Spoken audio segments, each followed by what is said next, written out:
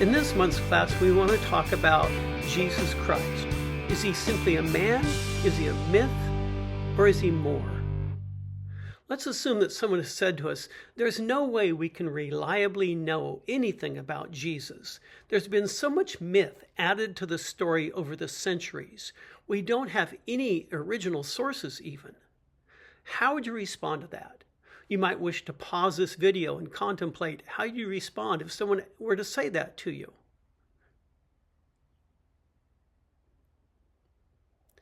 Now let's take a look at the evidence. It's a who's who quiz. Do you know who this is? Of course, that's Saint Nick, isn't it? And how about this? Well, that's our Easter bunny. And this, of course, is Jesus Christ. There was a time in my life when I thought all three of those were mythical creatures that adults had invented in order to make us kids behave. Let's look at some other figures. Who is this? Do you recognize him? That's Johnny Appleseed.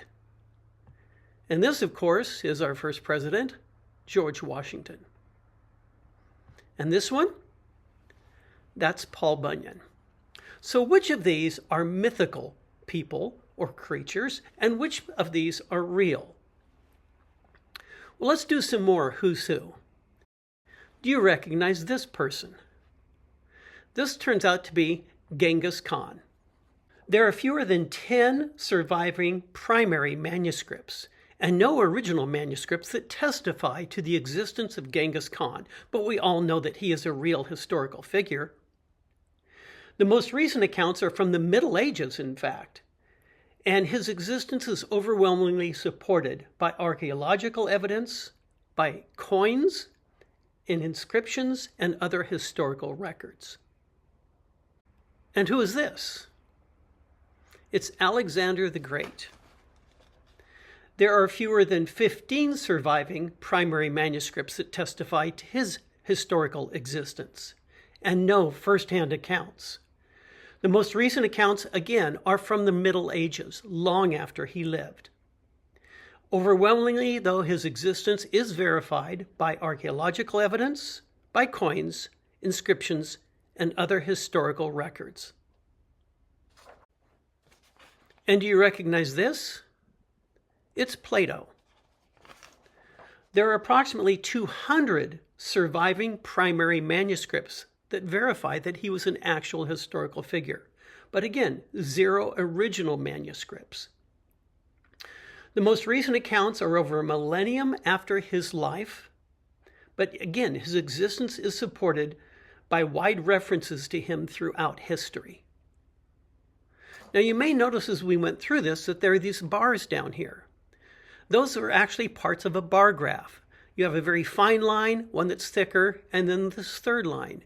And those represent the number of manuscripts, primary manuscripts we have that testify to the actual existence of this person as a historical figure. And now let's consider Jesus. There are over 5,700 surviving primary manuscripts, and total ancient manuscripts is over 25,000.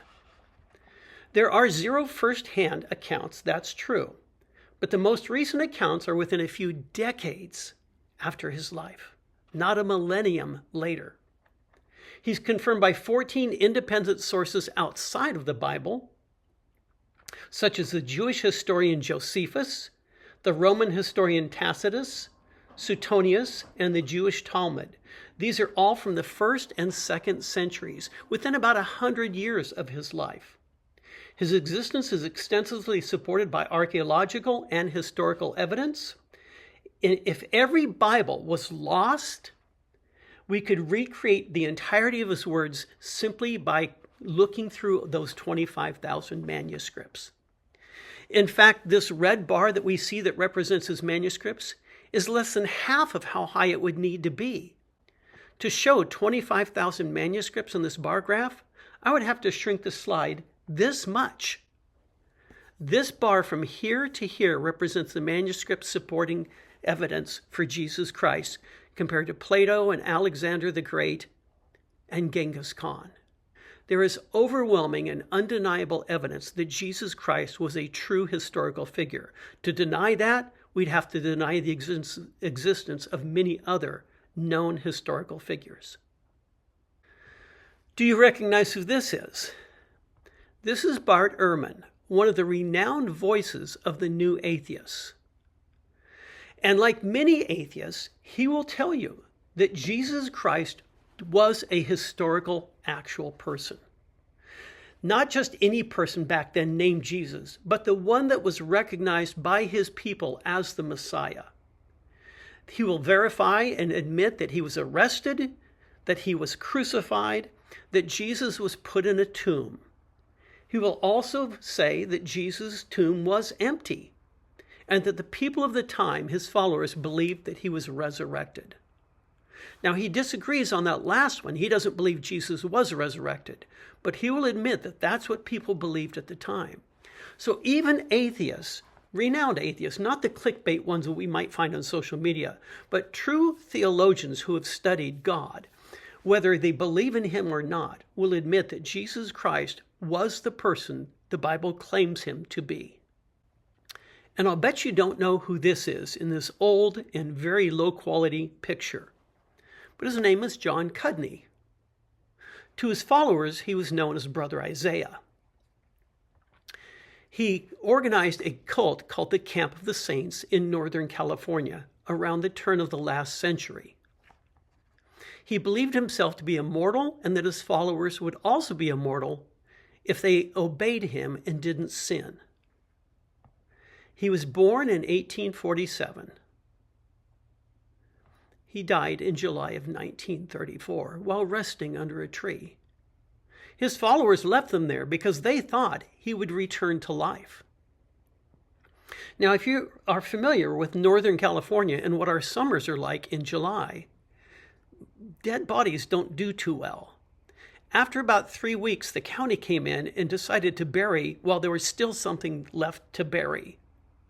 So he made many of the same claims Jesus did, but we haven't heard of him. He's not an influential figure in history. There's something radically different about someone like John Cudney and Jesus Christ. John Cudney claimed to be immortal, claimed that he would be resurrected. Few of his followers even said he was resurrected. But his group fell apart, and we haven't heard of him for the most part. So looking back to these figures, which ones are true characters in history and which ones are mythical? Where does Jesus lie in this mix? Well, it turns out that the Easter Bunny and Paul Bunyan are the only two on this chart or this page that are mythical. The rest are real characters.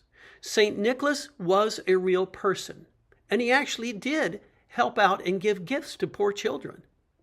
Now, much of what we've invented about him is mythical, but he was a real historical figure. Johnny Appleseed was actually named John Chapman. And again, much of what we've come to understand about him is mythical. He didn't go around planting apple seeds randomly throughout the countryside. He ran a nursery where he grew apple trees from seed instead of from grafts. And of course, George Washington is a real historical figure. But when I look back at what I was taught about George Washington in school, that he chopped down his father's cherry tree and then admitted to it, that he threw $1 across the Potomac River, or the picture that hung on our classroom walls of him standing there proudly in the boat as they crossed the Delaware River at night to attack the British. None of those events were true. The idea that he chopped down his father's cherry tree was invented by an editor in the last century. He couldn't have thrown $1 across the Potomac because at that time, we weren't minting dollars. We were still using the British pound. And only a fool would stand up in a rowboat in the middle of an icy river trying to cross at night. But those stories, as mythic as they are, do communicate a truth about George Washington. He was a man of integrity and honesty, and that's why the story about the cherry tree was invented. The part about him being honest and having integrity is true. The idea that he threw $1 across the Potomac was designed to illustrate how strong and robust he was. He was well over 6 feet tall and quite strong in a time when most men would fall far short of 6 feet. And why do we show him standing up in the boat? To show his courage in standing up to the greatest military in the world, the British Army. So although many of the things that we've invented about those three characters are not true, there is some truth to them.